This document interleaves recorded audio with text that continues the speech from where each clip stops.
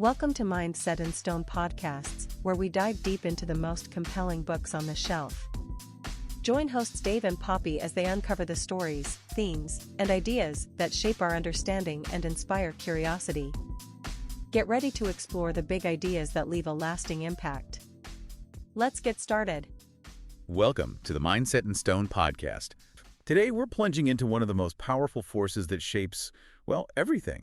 Your success, your failures, and frankly, the entire direction of your life. We're pulling apart some amazing sources that detail the neurological architecture and the social mechanics behind these invisible engines. Right. We're exploring how these automatic behaviors get formed, how they kind of take up residence in our brains, and maybe most importantly, how they can be systematically broken down and rebuilt. And that's really the mission today.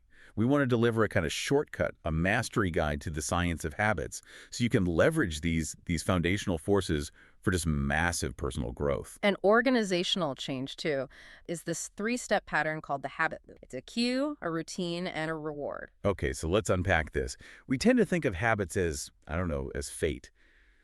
But what we're really talking about are these engineerable, repeatable loops. Exactly. And we're going to start with the pure neurology to understand why they are so incredibly hard to break. And then we'll move straight into 5 major actionable strategies that you can apply, immediately. So the physical home of your habits, it's in this tiny, ancient neurological structure. It's tucked deep inside the core of your brain.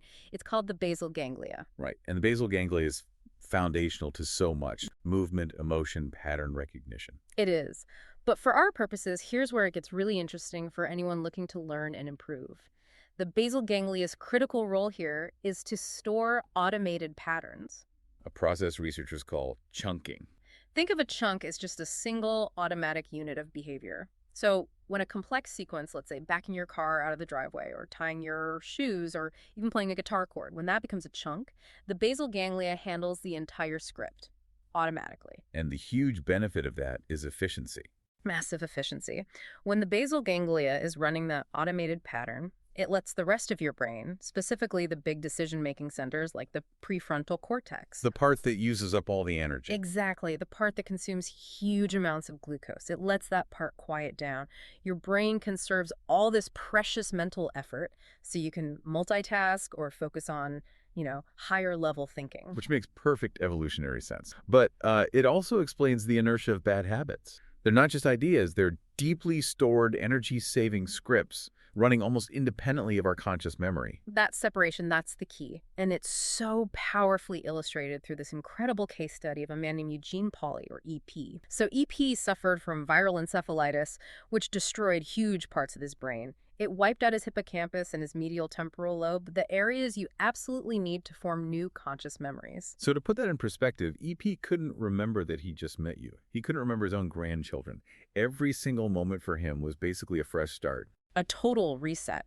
And this is the critical part. His basal ganglia was miraculously undamaged. So even though he couldn't form new declarative memories he could describe, he could still form new habits. Exactly.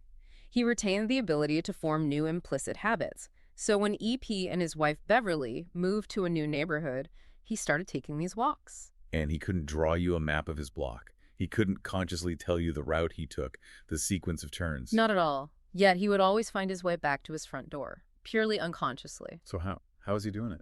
The environment provided the cues, a distinctive mailbox, the corner where he always heard a certain sound. These environmental triggers would instantly kick off the automatic routine stored in his basal ganglia, and it would just guide him home. No conscious thought required. There's another detail about EP that's just fascinating. If you ask him in his kitchen, "Are you hungry?" he couldn't tell you the layout of the house. He couldn't even point to the pantry. But if you just watched him, he would stand up, walk directly to a specific cabinet, and pull out a jar of nuts. The verbal cue, "Are you hungry?" led to this ingrained automatic routine, even though the conscious spatial memory was totally gone. This chunking mechanism was also mapped out in these famous MIT rat maze experiments. Right. So scientists put these tiny probes in the rats' brains to measure brain activity as they navigated a T-shaped maze. They were looking for a chocolate reward. And in the first few runs, when the rat was still exploring and learning, its entire brain, especially the basal ganglia, was just firing like crazy. It was processing every sight, every scent, every sound. But after hundreds of trials, as the rat memorized the path, that routine became a neurological chunk, and the brain activity during the routine phase just plummeted. It went almost silent. So the brain's electrical activity only spikes strongly in two places. That's it. At the cue a click sound just before the partition opened, and at the reward when it found the chocolate. And that's the entire architecture we need to understand. The cue is the trigger, the basal ganglia runs the automatic script, and then the reward, that pleasure signal, shuts the loop down. It tells the brain, yep, that worked. Do it again next time. So the critical takeaway here is, if you want to control your behavior, you can't just rely on consciously telling yourself what you should do. You have to analyze that three-step loop to understand why the behavior is there in the first place. Okay, so since we've established that habits don't really disappear, they just lie dormant in the basal ganglia, we can't just, delete a bad habit. You can't. You have to force those bad tendencies into the background by reprogramming that middle step. Which leads us to the golden rule of habit change. Precisely. You have to isolate the loop and you only intervene in the middle. The rule sounds deceptively simple. Keep the original cue, provide the original reward, but you insert a new routine. The difficulty, though, and I think this is where everyone gets stuck, is that most people try to stop the habit without ever figuring out what the true reward is. Right. And they fail because that underlying craving is still there, it's unsatisfied. This brings us to takeaway number 1. Identify the craving, the reward, through testing. You have to become a scientist of your own behavior. You really do. So if you habitually grab a snack at 3 p.m., you might assume the reward is satisfying hunger. But what if you insert a test routine? Let's say you drink a big glass of water instead. And if you still want that snack 5 minutes later? You know the craving wasn't physiological, it wasn't about hunger, so you have to test other alternatives. Does that snack provide social interaction? Does it break up boredom? Is it just 5 minutes to scroll through social media? So if the 3 p.m. cue is boredom, you might insert a new routine, like walking over to a colleague's desk for a quick 2-minute chat. If the craving goes away, you found it. The true reward was social stimulation, not the calories. Exactly. And for, say, a chronic behavior like smoking or that afternoon snack, if it provides a burst of stimulation or just a structured break from mentally draining work, just telling yourself stop is going to fail instantly. So takeaway number 2 is the action plan. Replace that routine with something else that delivers the identical satisfaction. Right. If you're craving physical stimulation, maybe the replacement routine is a quick set of push-ups, or splashing cold water on your face, or having a shot of espresso. You're deliberately hacking the system by using the same trigger and the same payoff. We see this exact mechanism used in huge organizations focused on behavioral transformation, like Alcoholics Anonymous. AA is a perfect example. It never promises some magical cure. What it provides is a powerful, systematic engine for changing these habit loops. So the cue stays the same. It's life stress, it's anxiety, that feeling of being totally overwhelmed. And the desired reward is also the same. Emotional release, a sense of calm, the hope that things will get better. AA doesn't get rid of the stress or the desire for release. It just changes the routine. It changes the routine. The routine shifts from a destructive behavior to attending meetings, talking through the anxieties, and really leaning on that community structure. And researchers found that this habit replacement, it often failed during those high-stress moments, what we can call inflection points, unless people developed a deep belief that the new routine could actually work. That's it. The communal shared experience of AA that provides the social reinforcement, the belief that makes the new routine durable even when you're under extreme duress.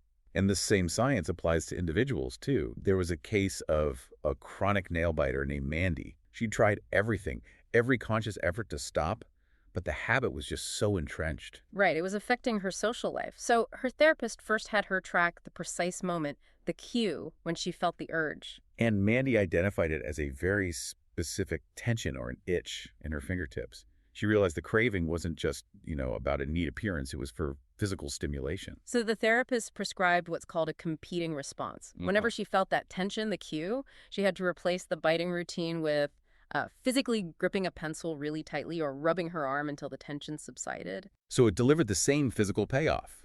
It satisfied the craving, but bypassed the destructive routine. Exactly. Once she became conscious of the anticipation and the craving driving the behavior, she could deliberately reprogram her own basal ganglia.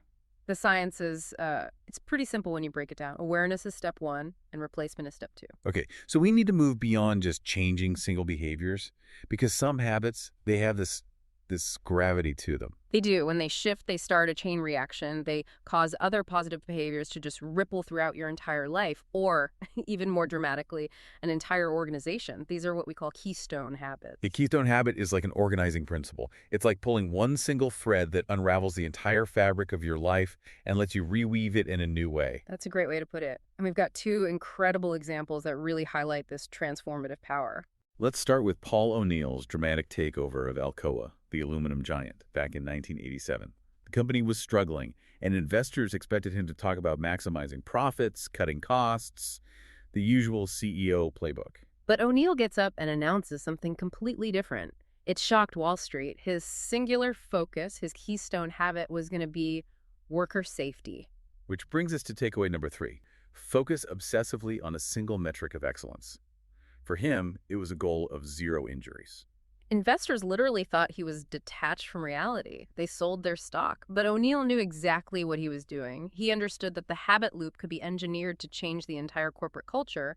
The cue became an employee injury. And the automatic routine he mandated was incredibly strict.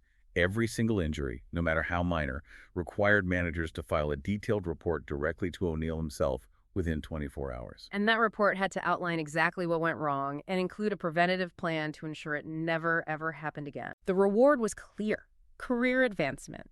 Only the managers who fully embraced and implemented this safety protocol got promoted. It didn't matter what their financial performance was otherwise. The genius of this was the ripple effect it required.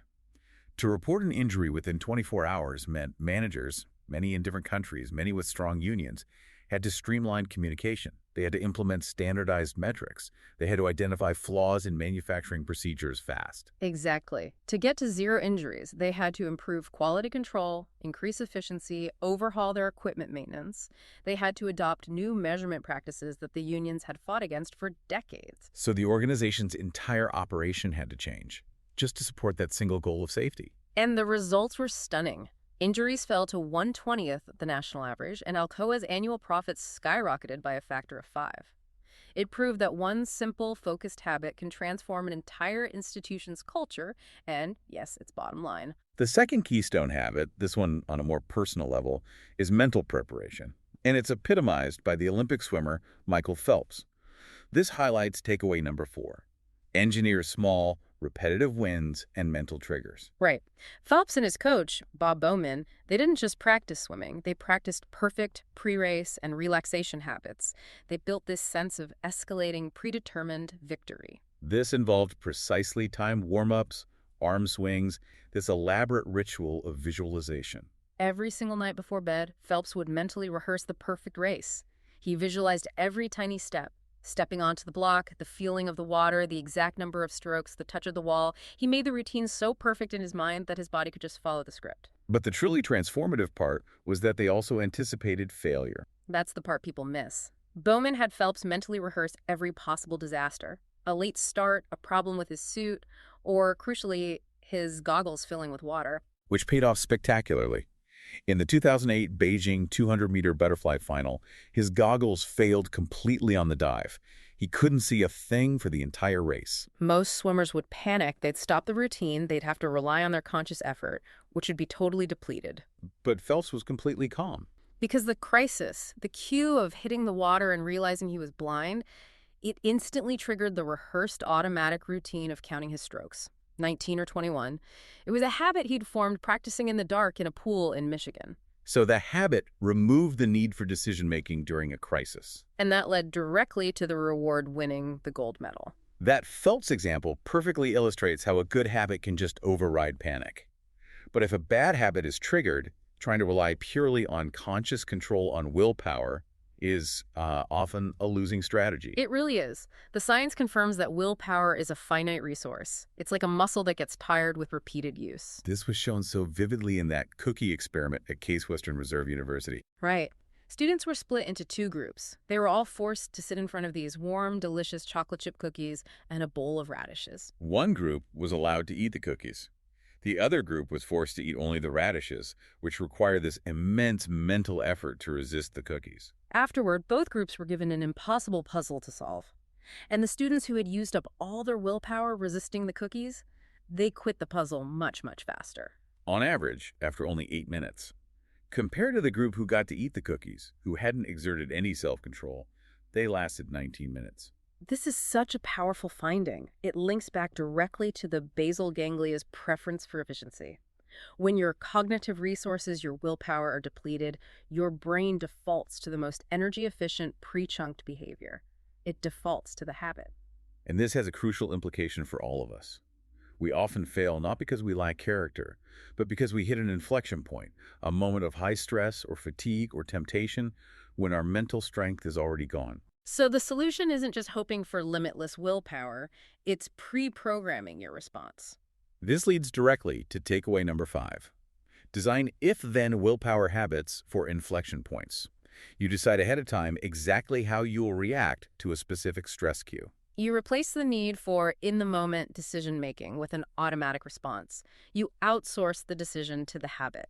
Starbucks has absolutely mastered this kind of training. They take people like Travis Leach, a high school dropout who struggled with impulse control, and they train them not just on making coffee, but on these highly specific response routines. Their most famous one for dealing with adversity is the LET method. It's an acronym: listen, acknowledge, take action, thank, and explain. So when an angry customer, the cue, appears, an untrained employee might shout back or just retreat. But the Starbucks employee instantly executes the practiced automatic let-at routine. They don't have to decide how to manage the conflict. The routine just takes over. It prevents an emotional blowout and helps achieve a positive outcome. The decision-making process, which would deplete that valuable willpower, has been outsourced. This strategy even saves lives. There was a Scottish recovery study with patients who'd had joint replacement surgery, a time of immense pain and very low motivation. And they were asked to write these detailed, specific if-then plans. For example, they'd write, if I wake up from my nap and feel excruciating pain, I will automatically take the first step before I allow myself to sit down. That specific pre-programmed response eliminated the internal mental negotiation right at the moment of pain. And the results were just dramatic. The patients who wrote and committed to these if-then plans recovered almost twice as fast as those who just had a general intention to exercise. They circumvented that inflection point of pain by pre-chunking the required action. So far, we've been focused mostly on internal neurological structures, but our individual habits are never formed in a vacuum. Right. They're always deeply influenced by our social context, the habits and expectations of our communities. Change is exponentially easier when it's embedded within a group that makes that change seem, well, normal, possible. That belief in the possibility of change, it's fundamentally strengthened by communal experience. And this brings us to takeaway number 6. Wrap new routines in familiar contexts. You have to kind of camouflage them. So if you want a new habit to stick, you can't make it feel totally foreign. You have to connect it to existing patterns that people already like or follow. You're camouflaging the new routine within an old context. A fantastic case study for this is the advertising genius Claude Hopkins and Pepsodent toothpaste back in the early 20th century. Before Pepsodent, daily brushing just wasn't a habit for most people. And Hopkins didn't successfully sell them on oral hygiene or health benefit. No, he sold them a craving for a feeling. He created the reward, that tingling, cooling sensation caused by an irritant in the formula. That sensation signaled clean teeth. So the cue was the naturally occurring film on your teeth, and the routine was the daily brush. And the key was that immediate visceral reward. That pleasant tingle made the habit sticky, even though the toothpaste itself was, from a medical standpoint, nearly worthless at the time. The brain needed that sensory feedback to reliably link the cue and the routine together. You can contrast this with the initial failure of Febreze. Right. P&G spent a fortune trying to market it to eliminate bad odors. The problem was the cue, a bad smell, was hidden. People who live with 9 cats or who smoke cigarettes, they become sensorially desensitized. So if there's no immediate cue, the habit loop can't even start. Exactly. Febreze only succeeded when P&G stopped trying to fix that problem and instead attached the product to an existing cleaning habit. The cue became, I've just finished wiping down the surfaces, or I've just finished vacuuming. And the reward became a pleasant finishing scent that signaled success. They camouflaged the new product around an old, established routine. And we also see this dramatic power of community in social movements, which really rely on social habits. Look at the Montgomery bus boycott, sparked by Rosa Parks. The boycott succeeded for over a year, And it wasn't just because of her individual act of defiance. It was because the movement leveraged both strong and weak social ties. Parks was deeply connected through strong ties, her close friends in the NAACP, and also through weak ties, acquaintances at her church, people in the broader community. And this network created this massive communal expectation. If you tried to ride the bus, you risked losing the respect, the accountability, and the connection of your entire network. That peer pressure compelled long-term participation. It turned an individual action into a widespread social habit that proved to be incredibly durable. Okay, so we've spent this time showing how habits can be engineered for success, but the science does raise this profound philosophical and even legal question. When are we truly responsible for our actions, and when do our habits just control us, outside the realm of free will? It's a dark but critically important area, and it's often tested in courtrooms where that line between consciousness and automation is drawn. Look at the case of Brian Thomas, who killed his wife during a sleep terror while they were on vacation. Thomas woke up believing a young man was attacking his wife, and he just automatically reacted, choking the perceived threat. He testified that the action was purely involuntary, a primitive, defensive habit overriding all reason. And he was acquitted of murder. The court accepted the neurological evidence. Thomas was in a state of incomplete neurological paralysis. His conscious brain was asleep, but the basal ganglia and the parts capable of complex actions were awake. So his most primitive habit, the instinct to fight an attacker and protect a loved one, it just took over. He was following a habit loop, and his capacity for conscious choice was, medically incapacitated. Now, compare that terrifying example of biological automation to cases where external forces manipulate existing habits, like the pathological gambler Angie Bachman. She lost hundreds of thousands of dollars, and her lawyer argued she was acting automatically at the blackjack table. But the key question there is agency versus manipulation. Exactly. Because casinos, like Harrah's, deliberately leverage the habit loop. They use Pavlovian marketing, offering free luxury trips, VIP status, credit to reinforce compulsive behavior, even after she went bankrupt. And they designed slot machines using near-miss outcomes. It mimics the neurological win response, reinforcing the habit loop even when you're losing money. So in that context, it's very hard to assign full, simple responsibility when these powerful external corporate forces are intentionally manipulating entrenched habit structures for profit. They're turning an addiction into a predictable, engineered routine. This dichotomy really forces us to ask, if the habit loop is so automatic, can we ever truly break free? I think the key takeaway comes from thinkers like the psychologist William James. He struggled with depression and existential instability, but he offered an answer. James eventually declared that his first act of free will was to believe in free will. That's it. He recognized that agency isn't about effortless control. It's about deliberate action. Even the most deeply entrenched habits are malleable if we are intentional about those first steps.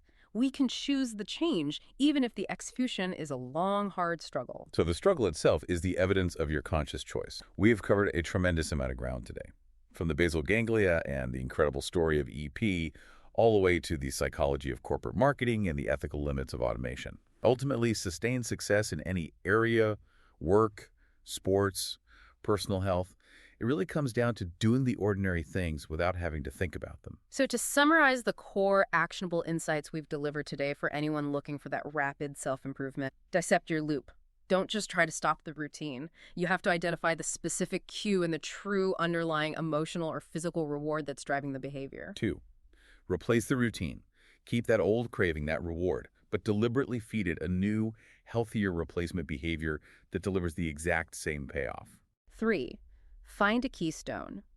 Focus your energy on one small habit like tracking your food or starting a visualization routine that creates positive ripple effects across your entire life. 4, pre-program willpower. Design specific, almost military-grade if-then responses for those high-stress inflection points where you know your mental strength is going to be depleted. Outsource the decision to the habit. And finally, 5, seek community. Embed yourself in a group or a social network that supports, expects, and reinforces the change you're trying to make. Use that social accountability to maintain your belief. So your challenge this week is simple and very targeted.